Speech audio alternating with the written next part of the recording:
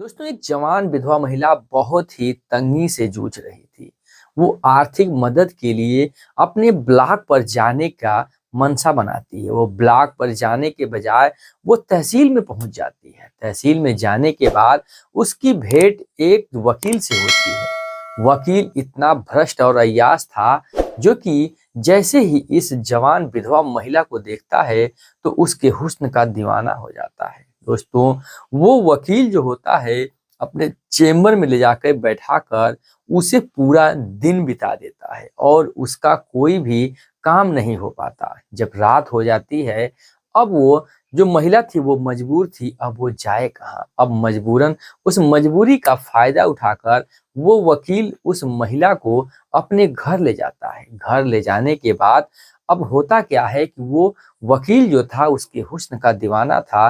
अब उसे ऐसी नशीली दवाइयां दे देता है जिससे कि वो अपने आप की आपा ही खो देती है। उसके बाद वो वकील उसके साथ ऐसी हैवानियत करता है, ऐसी घटना का अंजाम देता है जिससे उस जवान विधवा महिला का तो जीवन ही पूरा बर्बाद हो जाता है।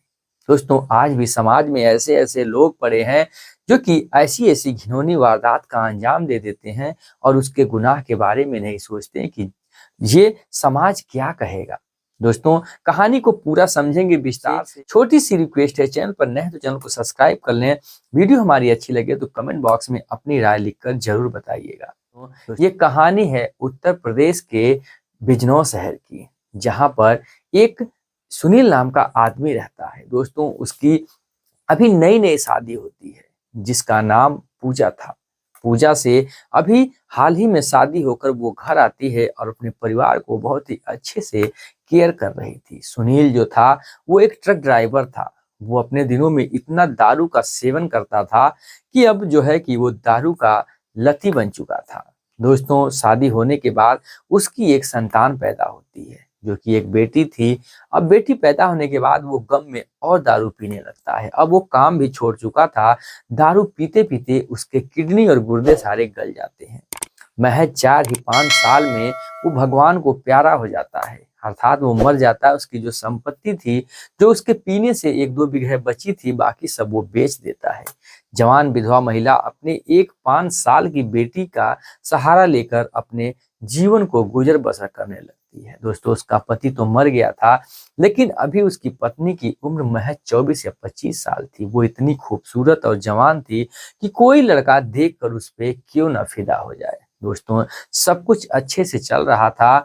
अब कहीं ना कहीं जीवन चलाने के लिए कुछ आर्थिक मदद की जरूरत होती है, रुपए पैसों की जरूरत होती है, जो कि उसका पति मर गया था। तो अब वो पैसे कहाँ से आए।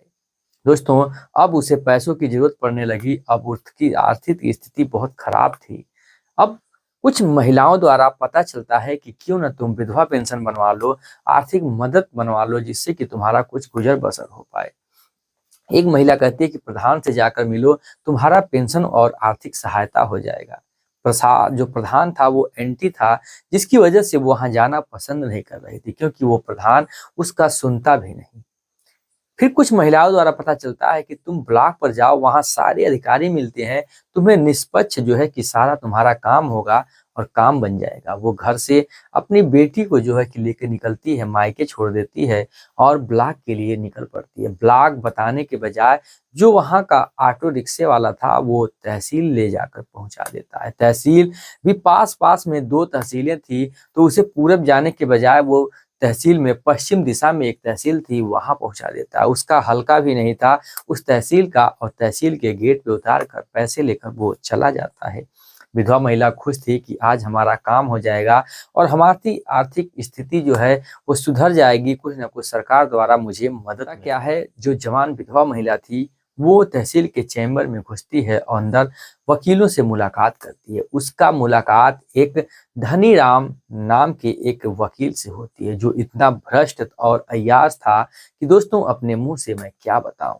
दोस्तों, जैसे ही वो इस महिला को देखता है, इसके हुस्न का वो दीवाना हो जाता। वो इतना अय्याश और जो था कि भ्रष्ट था कि आप सोच भी नहीं सकते हैं। वो लेकर जाता है इस महिला को और कहता है मैं सारी योजनाओं का तुम्हें लाभ दिला दूंगा, तुम्हें आर्थिक मदद भी करा दूंगा, जो तुम कहोगे सारा मैं तो यूं मिनटों में सारा तुम्हारा काम करवा दूंगा, 1 से 2 दिन में सारे बैंक खातों में तुम्हारे पैसे आ जाएंगे। बहुत खुश हो जाती है महिला, मैं बहुत अच्छे वकील के साथ में मिल चुकी हूँ, अब मेरा सारा काम हो जाएगा। वो ले जाता है और अपने चेम्बर में बैठाकर सारे काम निपटा रहा था। उसका जो मुंशी लड़का एक होता है जो 15-20 दिन से अभी ज्वाइन किया हुआ था, वो पूछता है कि सर इनका क्या काम है, इनको निपटा दिया जाए, ये बहुत परेशान है। वो कहता है अभी तुम नए हो, तुम इसके चक्कर में ना पड़ो, इनका मामला कुछ अलग है, वो मैं हैंडल करूंगा। दोस्तों ऐसे करते करते शाम हो जाता है। फिर शाम को जो धनी राम होता है वो कहता है कि मैडम आज तुम्हारा काम नहीं हो पाएगा, काम तो तुम्हारा कल होगा, फाइल बन चुकी है, सब कुछ हो चुका है, लेकिन साहब की जो है साइन नहीं हो पाई।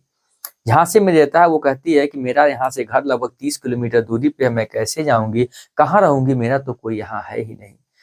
फिर वो जो वकील जो धनी राम होता है वो कहता है कि चलो मेरे घर रुक जाना, क्या दिक्कत है, रात की ही तो बात है, कल आराम से तुम्हारा काम होगा, फिर घर चली जाना।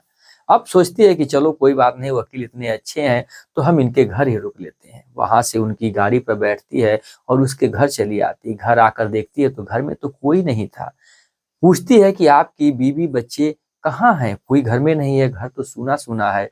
वो कहता है कि देखो बेटा तुम परेशान ना हो, मेरी जो पत्नी है वो मुझे छोड़कर 5 साल से चली गई, मेरे बच्चे भी अपने ननिहाल में है, वो हमारे घर नहीं रहते हैं। क्योंकि उसके आए दिन अय्यासी से, आए दिन ऐसे कारनामे से वो इतना लालची था वकील, उसे नई नई लड़कियों का शौक था, नई नई जो है कि महिलाओं का शौक था।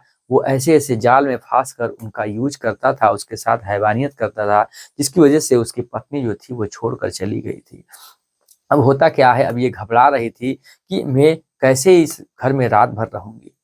फिर वो कहता है देखो बेटा डरो मत, कोई दिक्कत की बात नहीं है, तुम उस रूम में सो जाना, मैं इस रूम में खाना वगैरह होटल से मंगाता है और जो खाने में है कुछ नशीली दवाइयां देकर जो है कि उसे खिला देता है। वो अपने शरीर को जो है कि आउट ऑफ कंट्रोल हो जाती है, अपने शरीर पर कुछ भी जोर नहीं रहता है। और वो जो वकील धनी राम था उसके साथ ऐसी हैवानियत करता है, उसके साथ अपना वो सारा मनसा जो था वो पूरा करता है और उसके सिर जो उसके शरीर से जो है कि पूरा जो हैवानियत करके उसका रेफ तक कर जाता है।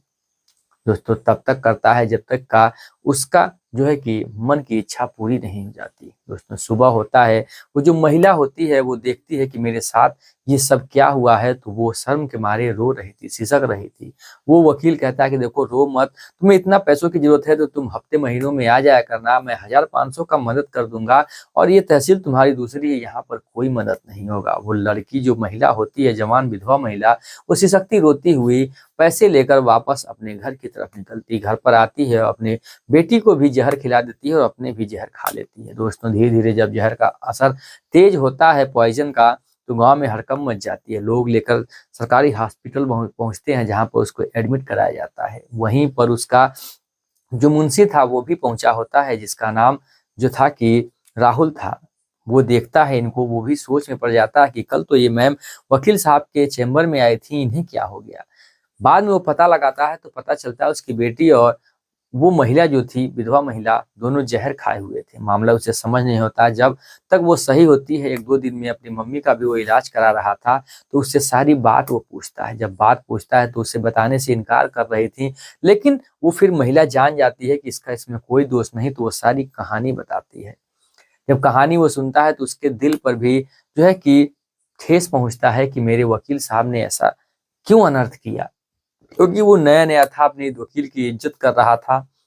अब वो उसे सलाह देता है कि क्यों ना तुम एफआईआर कर दो, इससे उसे सजा मिलेगी। अब वो करने के लिए तैयार नहीं थी। अब वो कहता है मेरे पे विश्वास करो, भरोसा करो, मैं तुम्हें न्याय दिलाऊंगा।